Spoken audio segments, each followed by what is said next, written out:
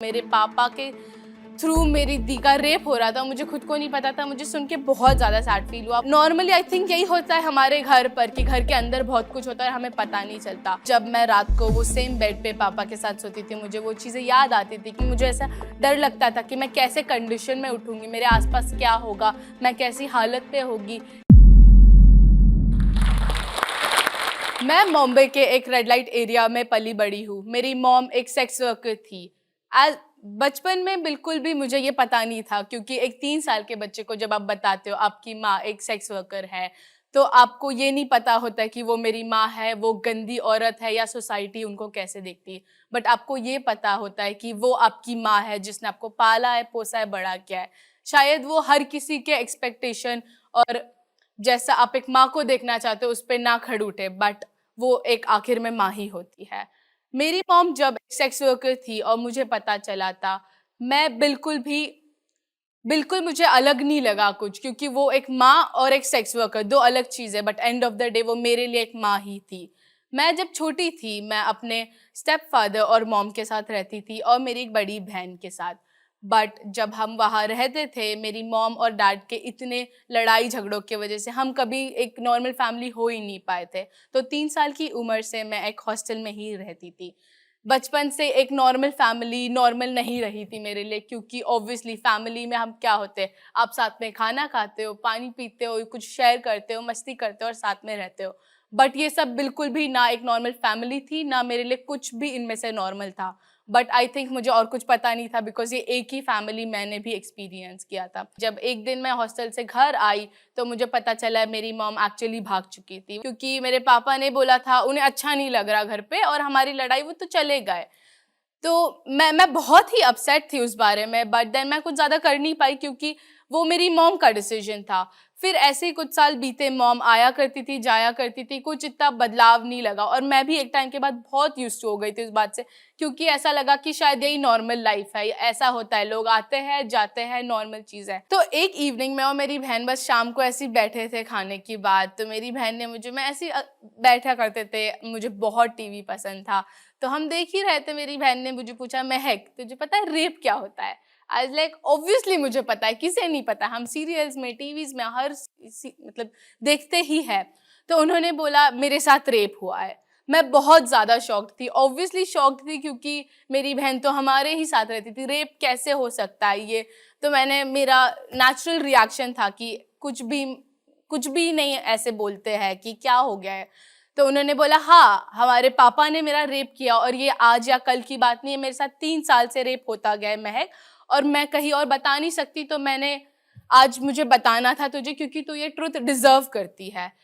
मैं बहुत ज़्यादा शॉक्ड थी, क्योंकि मेरी बहन के साथ रेप हुआ मेरे लिए बहुत दुख की बात थी, बट मेरे खुद के पापा के साथ रेप हुआ और हम 3 ही रहते थे, तो मेरे पापा के थ्रू मेरी दी का रेप हो रहा था, मुझे खुद को नहीं पता था। मुझे सुन के बहुत ज़्यादा सैड फील हुआ। हम सब हमेशा ऐसे सोचते कि अगर मैं इस जगह पर होती तो मैं ज़्यादा बेटर होती, अगर मैं उस जगह होती तो मैं, या हमारे पास जो होता है हम कभी खुश नहीं होते, बट जब ज़िंदगी में कुछ हो रहा होता है तो हमारे पास एक्चुअली ज़्यादा चॉइसेस नहीं होते हैं। तो कुछ दिन बाद ऐसे ही रहा, मैं अपने पापा को देखती थी खाने पर, पापा दीदी हम बैठे, एकदम सब नॉर्मल हुआ करता था कि आप कोई भी सब, मैं खुद एज अ फैमिली नहीं समझ पाई थी कि एक्चुअली मेरे घर पे ऐसा कुछ होता है।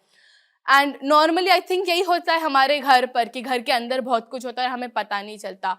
तो मेरी सिस्टर ने फाइनली एक बहुत बोल्ड डिसीजन लिया। उन्होंने मुझे बताया कि क्योंकि आप मेरे साथ रहते हो, मैं इस घर से जाना चाहती हूँ महक। मैंने बोला ऑब्वियसली आप जाओ, आप एक सेफ जगह डिजर्व करते हो। तो उन्होंने मुझे एक चीज़ जाने से पहले, मैं आज भी नहीं भूलूंगी, कि उन्होंने मुझे प्रॉमिस किया था कि महक मैं जाऊंगी, जब मेरे पास पैसे हो गए, घर हो गए, मैं तुझे पहली चीज़ लेके आऊंगी, क्योंकि तू मेरी फैमिली है एंड एज अ फैमिली हमें एक दूसरे के लिए रहना है। तो मेरी बहन चली गई थी, करीब करीब 2 साल हो गया था हमें। मेरी बहन चली गई थी, अब मैं, पापा और मैं अकेले घर पर रहते थे। रोज़ पापा काम पर जाते थे, मैं स्कूल जाती थी, वापस आती थी। बट जब मैं रात को वो सेम बेड पे पापा के साथ सोती थी, मुझे वो चीज़ें याद आती थी कि मेरी बहन ने मुझे बताया था कि उनके साथ कुछ ऐसा हुआ है, खुद के घर पे खुद के पापा के साथ हुआ है। मैं बहुत भरोसा करती थी पापा पे, बट मैं ये बात का कंफर्मेशन भी नहीं दे सकती थी कि मेरे साथ ऐसा कल को कुछ नहीं होगा।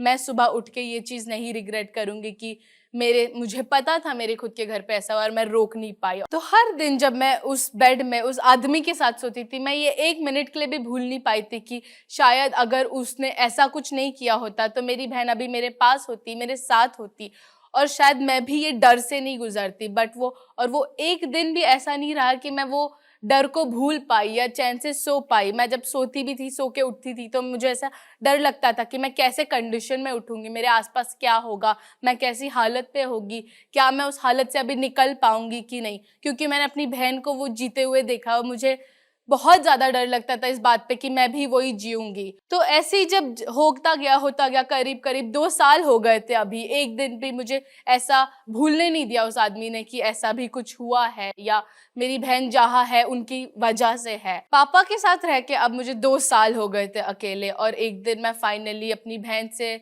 बात हुई मेरी और उन्होंने मुझे क्रांति लेके आया। क्रांति एक NGO है जो डॉटर्स ऑफ सेक्स वर्कर और सेक्स वर्कर्स के लिए काम करती है।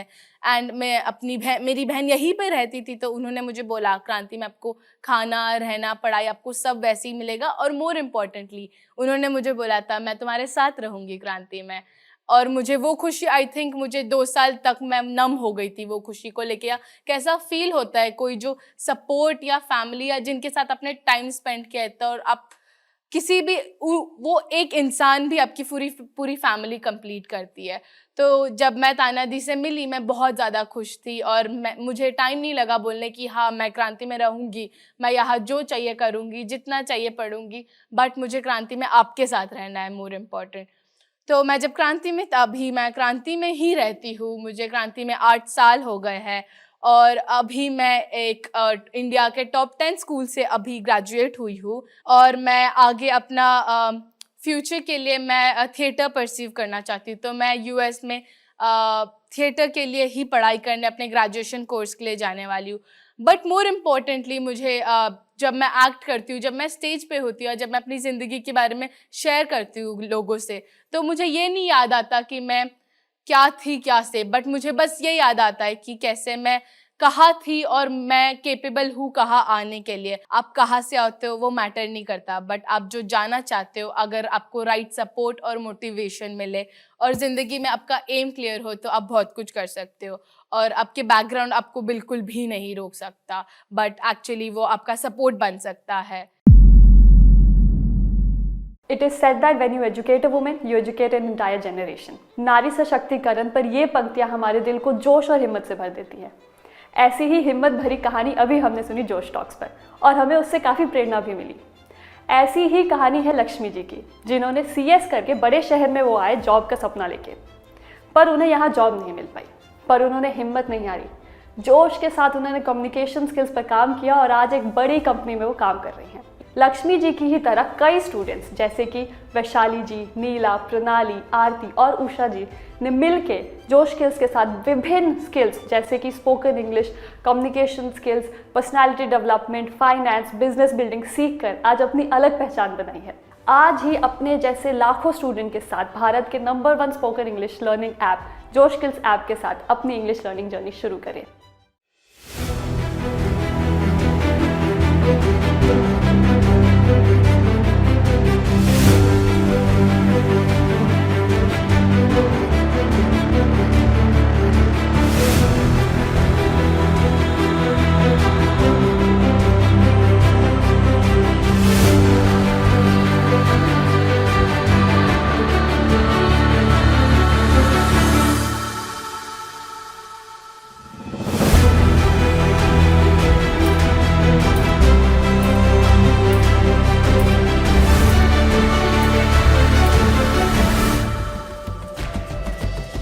படும்போது அந்த இடத்துல நமக்கு ஒரு வெறி.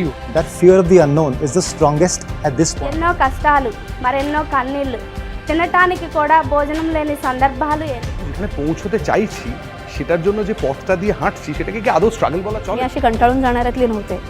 एक बार मैंने डिसाइड कर ली तो मैं अपनी भी नहीं सुनती. ಜೀವನದ ಸಿಚುವೇಶನ್ ಅಲ್ಲಿ ಏನೇನು ಕ್ವೆಶ್ಚನ್ಸ್ ಬರುತ್ತೋ ನನ್ನ ಜೀವನದ ಕಥೆ ಮೂಲಕ ਆਨਸਰ ਮਾੜਨਾ ಅಂತ ਇਹਦੇ ਚੈਨਲ ਦੇ ਉੱਪਰ ਇਹੋ ਜਿਹੇ ਇਨਸਾਨਾਂ ਨੇ ਆਉਣਾ ਜਿਹੜੇ ਜ਼ੀਰੋ ਤੋਂ ਚੱਲ ਕੇ ਆਪਦਾ ਉੱਪਰ ਤੱਕ ਪਹੁੰਚੇ। दोस्तों, जिंदगी में आपको कोई जगह नहीं देता है, आपको अपनी जगह खुद बनानी पड़ती है।